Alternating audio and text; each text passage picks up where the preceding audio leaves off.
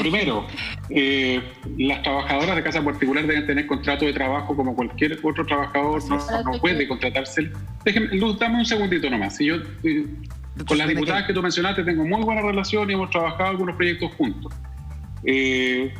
Efectivamente, las trabajadoras de casa particular no cotizan para el seguro de desempleo, se cotiza para el fondo de desahucio, porque es distinta la lógica del Código del Trabajo antiguo, del actual, etcétera, respecto a la trabajadora de casa particular, que tiene una fórmula de despido que es muy distinta de término de contrato que tienen los demás trabajadores, y por eso no estaba en la concesión del seguro de cesantía, digamos, ¿ya? Se planteó esta posibilidad de que el fondo de desahucio pudiera utilizarse como una cuestión de salida, ¿cierto?, ahora por la crisis, pero también las que no están como trabajadoras de casa particular, que perdieron el empleo, calzan o deberían calzar con el ingreso familiar de emergencia, que es lo que hemos conversado antes. Pero también quiero hacer, que me han contactado algunas personas y me preguntan qué pasa, por ejemplo, si en el caso que tú mencionaste, que la trabajadora sigue en la casa, ya sea porque no se va a otro lugar por temor al contagio o porque está trabajando. Bueno, ahí tener bien presente que todos los derechos laborales se mantienen vigentes, por lo tanto el descanso se mantiene tal cual, y el descanso en el día y el descanso el fin de semana, y todo eso se mantiene tal cual. O sea, una persona que se queda en la casa de sus empleadores porque trabaja puertas adentro. Hola, veo que está la Claudia Mix, que aprovecho de saludarla, y colega diputada.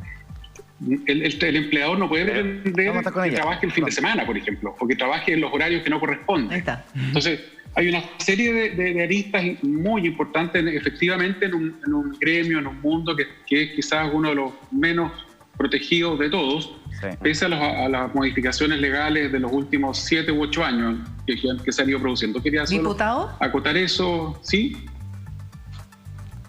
Una pregunta, me llama la atención lo que nos decía precisamente Luz respecto a que no están contempladas en este proyecto de postnatal de emergencia. ¿Estamos todavía a tiempo de incorporarlas, por ejemplo? Por supuesto que sí. El proyecto que ingresó recién el Ejecutivo, que es la protección del menor, se supone que incorpora a todos los padres o madres de menores de 7 años hacia abajo, que no es lo mismo que el postnatal de emergencia. Hay que distinguir los dos proyectos. Exactamente. Es posible, claro, si el proyecto recién ingresó hoy día y es conversable ahora en el Congreso, hacerle ciertos ajustes. Hay gente que haya quedado fuera, y este es uno de los casos que, bueno, no tengo duda que Claudia lo va a plantear, la diputada Claudia Mix, como además del mismo distrito los dos, y que me parece que si no está, reconozco que no sabía que no estaban, vamos a plantearlo. Se firmó, si no me equivoco, ayer o hoy día el mensaje que envía este proyecto al Congreso, pero deberían estar, no debería haber una diferencia en eso. Perfecto, diputado, gracias por acompañarnos ahora sí en el programa, que esté muy bien, y nos reencontramos en una próxima oportunidad. Gracias por la invitación. Que esté muy bien, nos vemos, muchas gracias. 5 de la tarde, 11 minutos. Chao, Claudia. Se incorpora también, la presentaba el mismísimo Mario Desbordes, que ya prácticamente es parte de la casa. La diputada Claudia Mix está con nosotros para abordar este tema de las trabajadoras de casa particulares. Es sumamente dramático lo que están viviendo en el gremio de las trabajadoras de casa particular. Luz Vidal nos va a contar cuáles son sus dramas, cuáles son los principales problemas que han tenido y cuáles son las ayudas concretas que ellas le están pidiendo hoy día al Estado para ir en ayuda de su gremio. Todo eso y más a la vuelta a la pausa comercial. Regresamos de inmediato. La informalidad. Entonces esa era la primera, claro, la informalidad, la primera situación que teníamos. La otra situación de desmedro en la que nosotros nos encontramos es que nosotros solo tenemos este 4.11, que es un seguro, que es el equivalente al seguro por año de servicio, y no tenemos el seguro de cesantía que tienen el resto de los trabajadores. Claro. Entonces, con la alta rotación en los trabajos que tienen este gremio, nosotros también sabíamos que ese porcentaje iba a ser mínimo para enfrentar una situación tan complicada como la que se veía venir. Porque nosotros sabíamos que iba a ser duro, fuerte. Si los países desarrollados, como son los países europeos, estaban enfrentando esta situación para el mes de enero, febrero, de muy mala situación, de muy mala forma, ¿qué es lo que íbamos a hacer nosotros acá? Como he dicho yo muchas veces, nosotros tenemos la dualidad de poder venir de los estratos sociales más bajos y desarrollarlos en los estratos sociales más altos laboralmente. Conocemos las dos realidades. Entonces, para una situación de pandemia, porque entendíamos claramente lo que es una pandemia, sabíamos que el sistema de salud iba a colapsar. iba a colapsar justamente para los más pobres. Entonces, veíamos en el tema del laboral iba a pegar fuerte. En el tema de salud, como pandemia, iba a pegar muy fuerte, porque las trabajadoras no tienen, por decir, yo me contrato un seguro de salud. Imposible. Con los sueldos que se tienen, imposible. Con las responsabilidades que ellas tienen, menos. La gran mayoría jefas de hogar, no mantenidas, como nos dijo la ministra, no mantenidas por su marido porque no quieren imponer porque el marido las mantenga. No es esa nuestra realidad. La gran mayoría son jefas de hogar. ¿Sí? Sí, primero saludarte, Luz. Le tengo gran afecto a las trabajadoras de casa particular y en base a eso me gustaría preguntarte, hay algo que a todos nos ha afectado, que es la salud mental. Cuando tú dices que ustedes y su gremio trabajan del día a día o de semana a semana o de forma quincenal, por ejemplo, pero ¿qué pasa con la salud mental de aquellas que decidieron quedarse en la casa de sus patrones? ¿Qué pasa con la salud de aquellas trabajadoras que van ida y vuelta también y que a veces son susceptibles de contagiar a algún integrante de la familia y las hacen cambiarse de ropa antes de entrar? Las miran como con desconfianza porque están yendo y viniendo, en el caso de algunas. ¿Qué pasa con esa salud mental en los ejemplos que te doy? ¿Cómo está la cabeza de ustedes? Mira, esa es otra situación que nosotros hoy día estamos enfrentando, porque yo, en lo personal, me toca recibir muchos llamados de teléfonos de nuestro sindicato, donde las compañeras tratan de encontrar un apoyo. Somos un gremio numeroso, pero oficialmente también formalizado muy poco. Los recursos no nos sobran, por lo tanto tratamos de hacer de todo un poco. Y tratamos de contener a esas compañeras. No duran más que, yo te digo, unas par de frases y de repente hay algunas que han largado a llorar. Porque por el miedo, hay muchas que están trabajando de lunes a lunes, como decían los relatos de lo que ustedes tenían, la recopilación de datos, son personas que muestran su cara y dicen, son muchas las compañeras que están trabajando de lunes a lunes. No sería mucho eso si el empleador tuviese la disposición a que ese tiempo trabajado después pueda ser recompensado en tiempo libre para descanso o pueda ser pagado. Lo grave de esta situación y de lo cual nosotros también hemos hecho de denuncia es que muchos empleadores están diciendo pero el domingo, el sábado y el domingo yo no te gestionaba la comida anteriormente, por lo tanto hoy día tienes que trabajar para pagarte esa comida. No están trabajando por sueldo, están trabajando por comida. Ustedes saben quiénes son los que trabajan por comida. Los esclavos. Los esclavos se les otorga un plato de comida a cambio de trabajo. Un alojamiento a cambio de eso trabajo. No corresponde bajo ninguna punto de vista. Eso no corresponde. O sea, si una persona finalmente decide hacer una cuarentena, y ahí le quiero preguntar a la diputada Claudia Mix, y quedarse en la casa, esos días que trabaja tienen que ser remunerados o tienen que ser pagados por días de descanso. O sea, la época de la esclavitud se salió hace mucho tiempo, se acabó, gracias a Dios. Bueno, efectivamente, y saludarlos a todos y gracias por este espacio, porque efectivamente nosotros, en conjunto con el Sindicato de Trabajadoras de Casa Particular y la Federación, hemos trabajado en este proyecto que fue ingresado el 27 de marzo. Es decir, no es que estemos recién dándonos cuenta de las situaciones que están viviendo esta cantidad de trabajadoras, miles de trabajadoras. Hay que repasar un poco las cifras. 1 de cada 10 mujeres chilenas trabaja como trabajadora de casa particular y de las 1 de cada 3 son migrantes. Entonces, como lo plantea Luz, hay que ponerse en ese lugar de la migrante que tiene solo la opción de quedarse bajo un techo, digamos que aceptando todas las condiciones que le está imponiendo este empleador.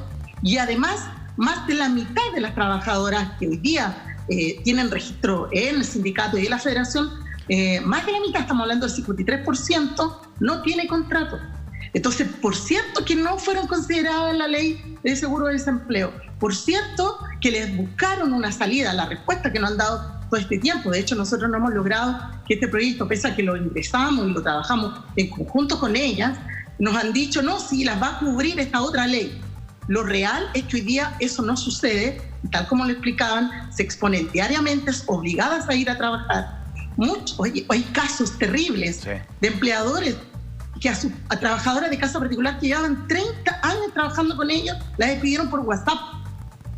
No estoy inventando, estoy de verdad relatándole situaciones de este nivel de humillación e indignidad que han vivido estas mujeres en estos espacios. Pero, diputada, y por cierto, tal como lo plantea Luz, es muy difícil que ellas vayan a reclamar cuando se ven en desmedro, en desventaja de condiciones laborales que hasta el día de hoy, independiente de la pandemia, han sido precarias.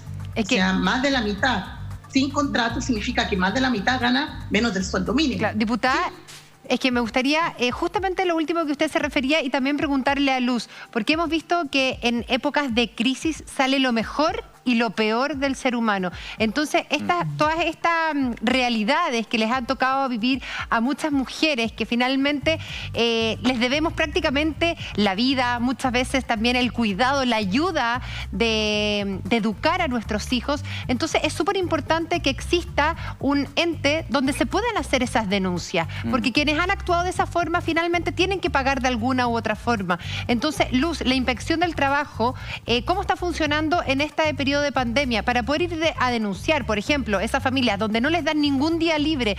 ¿Qué se puede hacer? ¿Dónde se puede ir a denunciar? Porque yo creo que es súper importante que esas jefas tengan que pagar a una mujer por el trato indigno que han...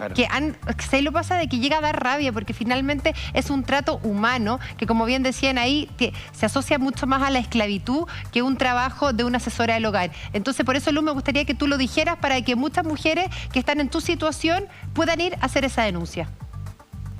Mira, lo grave de esta situación es que muchas veces en la invisibilidad que el Estado de Chile nos tiene a través de este gobierno, nosotros no tenemos muchas plataformas. Hay compañeras que me dicen, pero bueno, haz la denuncia, compañera. No tengo la posibilidad porque el teléfono que tengo no tiene...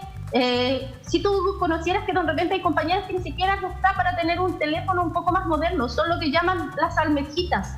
Claro. Entonces, ¿cómo se meten con ese sistema precario a hacer una denuncia? ¿Cómo el empleador lo amenaza? Realmente nos amenaza. Si tú sales un pie fuera de esta casa, no vuelves, no te entras nuevamente. Entonces, hay compañeros que, aún saltándose esa situación, decidieron salir porque 3 meses en su trabajo con sobrecarga laboral. Lo que nosotros hemos denunciado, es decir, se hizo la ley de teletrabajo, no fue considerado este gremio. Claro. Se le recarga a la trabajadora que el empleador esté en la casa haciendo oficina. ¿Cómo se hace el aseo? Y yo se los pongo a ustedes. ¿Ustedes cada uno tiene su oficina en su casa? No, el 90% de las casas no tiene una oficina habilitada en su casa. Claro. Entonces tú tienes que hacer ese aseo corriendo, estresándote, porque se usa el comedor, porque se usa la habitación del empleador. Hoy en día están con las clases online, los niños están cada uno en su pieza o 2 compartiendo una habitación. No se sí, puede pero hacer Lu, ese trabajo, estamos pero todos en la misma. Sí, pero estamos todos en la misma. Estamos todos acomodándonos Julia, a una normalidad que es distinta. Julia, con la diferencia que yo entiendo perfectamente tu punto, Luz. Pero no es las mismas condiciones. Yo creo que no es las mismas condiciones porque la trabajadora, tiene la obligación de cumplir con el trabajo que se le ha encomendado. Pero los empleadores tuvieran un poquito de consideración de decir, todos nos adaptamos a esto. Es que por eso te digo, no sería la situación. Es que yo creo que el llamado hoy día, Luz, es precisamente a la consideración, a los empleadores a tomar conciencia de que estamos todos en un periodo súper anormal que lamentablemente va a pasar a ser nuestra normalidad. Entonces, hoy día no importa si la mesa está limpia o está sucia, da lo mismo. Hoy día, mientras tengamos para comer y que nos cuidemos y nos lavemos las manos y mantengamos al bicho maldito fuera de la casa, estamos. Claro. Entonces, también hoy día yo creo que tenemos que bajar todas las expectativas. Y así como lamentablemente, diputada, hay empleadores que son nefastos en todas las pegas, y especialmente también en el caso de las trabajadoras de casa particular, también hay otros que hacen un esfuerzo enorme por seguir manteniéndola, le han dado todos los permisos de que puedan estar en sus casas cumpliendo las cuarentenas. O sea, tampoco hay que satanizar, quiero decir, a generalizar. Pero ¿sabe qué es importante a la pregunta sobre la fiscalización? Sumar que, independientemente de la pandemia, la realidad para fiscalizar la labor que desarrollan las trabajadoras de casa particular es muy baja. Yo les quiero contar que entre el año 2014 y el 2016 solo el 2% fue fiscalizado. Es decir, igual es muy difícil fiscalizar la labor al interior de la casa. Lo más podría llegar fiscalizado. ¿Pero qué pasó con la nueva ley? ¿Perdón? Porque se suponía que con eso las trabajadoras de casa particular, con la nueva ley, podían ir a fiscalizar casa por casa y exigir que tuvieran contrato. ¿Eso no se dio así? No, porque no tienen la capacidad para hacerlo. Si es una deuda que está pendiente con ella. Entonces hoy día se profundiza en las condiciones en que estamos. Ahí, diputada, por eso que está necesaria la discusión de este proyecto de ley que nosotros hemos ingresado. Ahí el sistema... No cubre un seguro de cesantía, no tienen la mayoría de ellas contrato de trabajo, por tanto no hay ahorro, y hay además un ahorro usado, a propósito de lo que decía la Luz, respecto del 4,11%, que en realidad es un ahorro muy bajo comparado con lo que le podría entregar un seguro de cesantía si fueran en trabajadores. Es que ahí el sistema, el marco legal y la mala fiscalización permite los abusos que nos describía Luz. El sistema permite que haya gente abusadora con su trabajador de casa particular. Pregunta para Luz, un poquito relacionado a lo que te plantea la Juli. Luz, ¿cuál es la generalidad? ¿La generalidad es de jefes o jefas que abusan y la excepción son los casos que revisábamos? ¿O en general los chilenos y las chilenas son buenos empleadores con su trabajador de casa particular y la verdad es que hay casos que lamentar y que hay que fiscalizar y revisar para que no se repitan? ¿Cuál es la generalidad? ¿La gente buena o la gente mala? Mira, yo en la campaña que Sintracap ha iniciado y la coordinadora ha iniciado, porque la coordinadora agrupa a todos los gremios de trabajadoras de casa. Es justamente cuida quien te cuida. Y nosotros decimos, también tenemos aquí, no le damos o no colocamos a todos los empleadores en el mismo saco. Dentro de esa campaña, si ustedes la ven, la realizan, también tenemos a un empleador que ve cómo puede salvar la situación de la trabajadora. Porque esa es también la realidad. Sí. Y nosotros hemos conocido en el sindicato. Hay empleadores que han llamado al sindicato preguntándome cómo hago para ayudar más a mi empleador, porque yo también, clase media, me he visto disminuido mi sueldo, pero no puedo tratar de sostenerla más. ¿Qué hago? Ella no va a tener seguro, no va a tener el seguro de cesantía, su dinero que le di en la AFP tiene muy poquito, por lo tanto conmigo llevaba trabajando, no sé, 6 meses, 7 meses, pero es tan buena trabajadora que no la quiero dejar en el aire.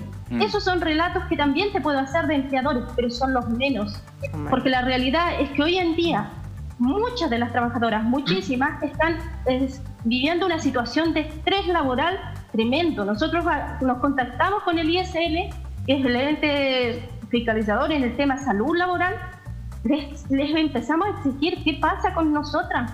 3 meses en tu oficina, en tu puesto de trabajo, ¿cómo va a colapsar esto la mente de las personas? Cuando el día de mañana la misma prensa vea a una trabajadora que de repente por el estrés que está sobreexpuesta no es capaz de contenerse y descargue su rabia, su frustración, sus penas en un niño, ¿cómo se le va a lapidar a esa mujer? ¿Quién se ha preocupado hoy en día de la salud de esa mujer? ¿Quién se ha preocupado de que esa mujer está con miedo, las que trabajan puertas afuera, con miedo desplazándose en este medio de transporte saturado que está en Chile? ¿Quién puede ponerse en el lugar y en los zapatos de esa trabajadora que todos los días sale a exponerse para poder llevar pan a su casa? Porque es más, te informo que muchas trabajadoras no dan para el IFE, no están dando porque de la noche a la mañana pasaron a estar dentro del 40% más vulnerable, ahora están dentro del 60% más vulnerable. ¿Quién se entiende eso? ¿Quién se puede explicar esa situación? ¿Cómo es que si su situación no mejoró, empeoró? Hoy día ella está en un índice socioeconómico más alto.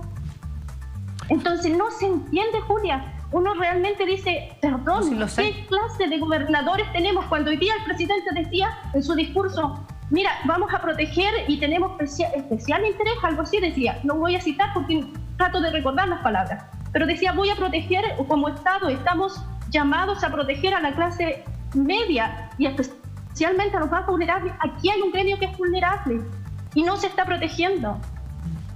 ¿Y ustedes como gremio han tratado? ¿No han podido tener un contacto con la ministra del Trabajo? ¿Se han podido juntar con el subsecretario, con alguien, para pedirle respuestas reales? Eso. Nosotros lo intentamos los primeros días de marzo. Lo intentamos a través de correo. No nos respondieron como a las 4 o 6 semanas después. Tú como profesional puedes saber lo que cuesta responder un correo. No puede ser que se demoren 6 semanas cuando tú estás pidiendo respuestas concretas. El 15 de marzo empezamos a enviar nosotros correo a la subsecretaria del Trabajo. Las respuestas vinieron como 4 o 6 semanas después. dijimos, por este lado no vamos, llegamos hasta la OIT para que intermediara entre nosotros y el gobierno, entre el Ministerio del Trabajo. A la OIT tengo entendido que todavía no le responde. Por carta que envió intermediando por nosotros, por este gremio, aún no le responde. Entonces, ¿sabes qué? Es de esperar que ahora... yo sumara eso también, si me permiten. ¿Sí? Nosotros desde el día 1, desde el día que ingresamos este proyecto, hemos pedido que se pongan en tabla y suelen decirnos que eso ya está cubierto. Hay mucha ignorancia respecto de las condiciones laborales y contractuales que hoy día tienen las trabajadoras de casa particular, y también dimensionar cuánta cantidad de mujeres estamos hablando. ¿Y cuánto impacto tienen de verdad, en familias? Decía al principio, no es menor. 1 de cada 10 mujeres hoy día es trabajadora de casa particular, y la mayoría de ellas son jefas de hogar, además, el único sustento de una casa. Y la verdad nos ha costado un montón. De hecho, la campaña de Cuida quien te cuida, a la que también le hemos puesto al proyecto de ley, en el contexto de la campaña el mismo nombre, y la última acción que estábamos desarrollando junto con el sindicato de la federación era hacer un llamado a las ministras, a las subsecretarias, a todas las mujeres que cumplen un rol importante en la política, y entender que lo que hacen estas otras mujeres es que les facilitan la posibilidad de que ellas puedan desarrollarse, ¿no? Les cuidan a sus hijos, les cuidan sus casas. Entonces, ¿cómo no va a haber cierta empatía? Una protección. Ahí se da un drama para poder impulsar este proyecto. Usted nos dice que la gran mayoría son, además, jefas de hogar, cada una de estas trabajadoras de casa particular. Y ahí hay un drama gigantesco, porque con la pandemia, muchas de las trabajadoras de casa particular, puertas afuera, con régimen de puertas afuera, que volvían a su casa todos los días, han tenido que quedarse en las mismas casas. Entonces, forzosamente... No voluntariamente. Eso, claro, porque no es como que diga, no, yo voy a dejar a mis hijos en mi casa y yo me quedo aquí con usted, jefa, porque es más seguro. No. La jefa o el jefe le ha dicho, pucha, este paseo de entrar y salir no es bueno, es peligroso para todos, te tienes que quedar o si no pierdes la pega. Y esa situación... Es la única forma de sostenerte. Ese abuso, pucha, y ahí, perdónenme, el Estado, el Estado sí, tiene una responsabilidad gigante porque no fiscaliza nada. Que fiscalicen un 2% es... o sea, la responsabilidad está ahí, porque si el sistema permite que exista el abuso... Es que, Edu... Juli... Luz, ¿a usted le cambió algo con la nueva ley? Porque si tú me dices que hay 180.000 mujeres sin contrato, que sigue siendo igual la informalidad del gremio, quiere decir que, o sea, escrita y borra con el codo. Esa ley es ley muerta. No tiene fondos para fiscalización, no se le aplicó fondo para fiscalización. Nunca tuvo que considerar la ley. A mí que me diga el ministro, algún subsecretario, cuál ha sido la multa que se le ha aplicado a un empleador por no tener escriturado un contrato. Que me lo digan a mí cuál ha sido la multa. Porque como en Chile, para la clase alta, vulnerar la ley le sale gratis, entonces da lo mismo si lo haces o no lo haces. La ley se aplica para la clase obrera, para la clase pobre, pero para la clase media alta no aplica ley.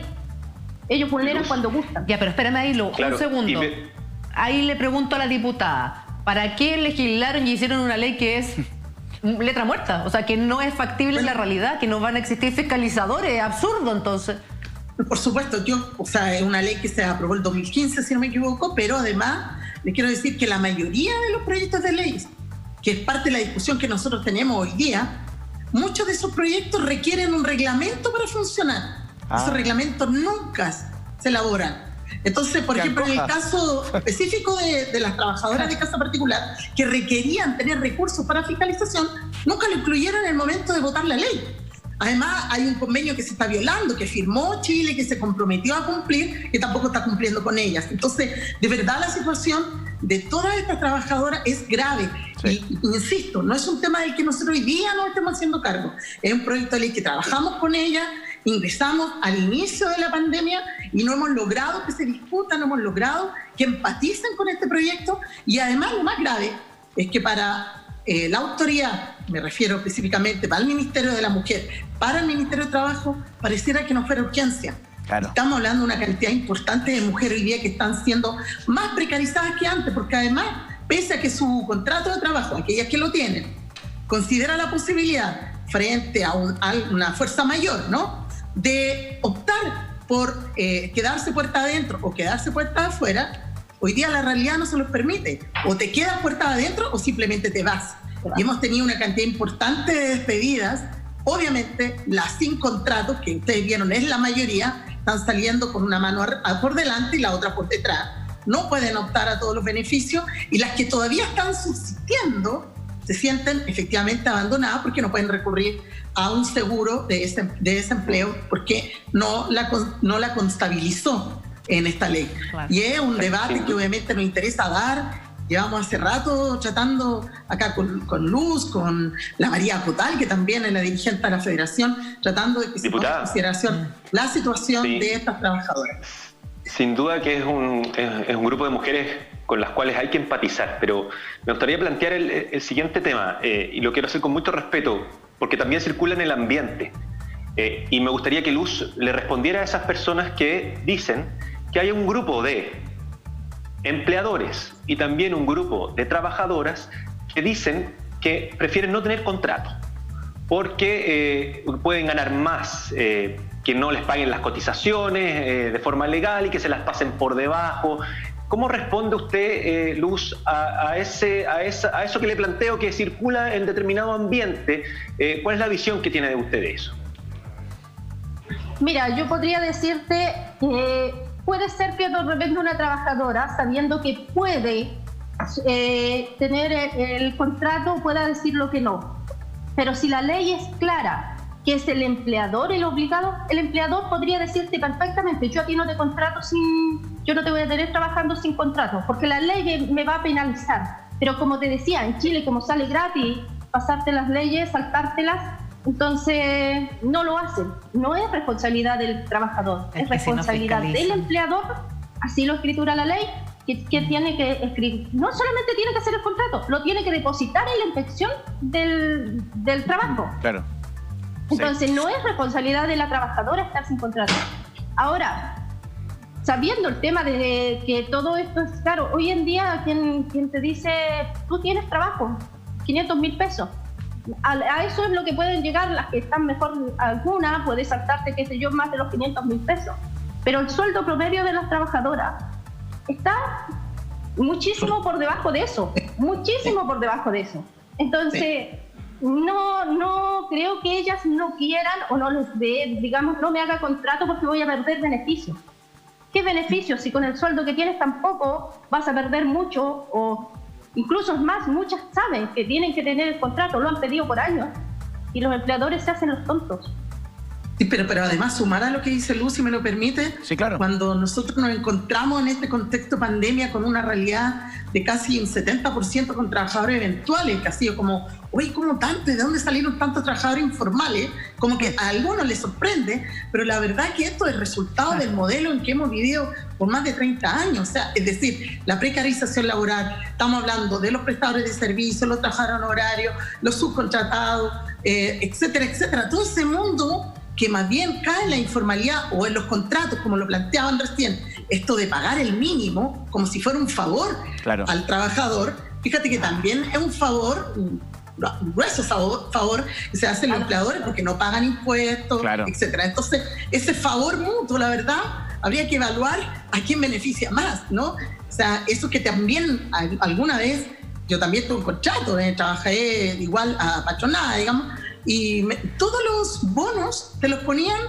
con, o incluso pagos de hora extra que no te calculaban para que no quedaran en el sueldo imponible, todo iba en bonos, porque efectivamente eso no paga impuestos, no es imponible, a la hora de despedirte no se calcula en la indemnización. Entonces hay malas prácticas instaladas en nuestro país respecto de eso, y que finalmente la Inspección del Trabajo y también el Código Laboral, la Ley Laboral lo permite, hace vista gorda de tanto abuso. Y hoy día, frente a esta pandemia, obviamente que hubiese sido mejor haber tenido más trabajadores formales, con más protección, con más posibilidad de optar a un fondo de seguridad del empleo, pero nos vimos con una cantidad de verdad impresionante de trabajadores que no tienen cómo protegerse, porque, ojo, cuando se acabe el fondo de la Ley de Protección al Empleo, ¿de dónde vamos a sacar más plata? ¿Cuándo vamos a extender? Porque todos sabemos que el conflicto social y la crisis social que vamos a vivir va a ser mucho más profunda, no va a durar cuando se acabe la pandemia. Entonces, y ya han anunciado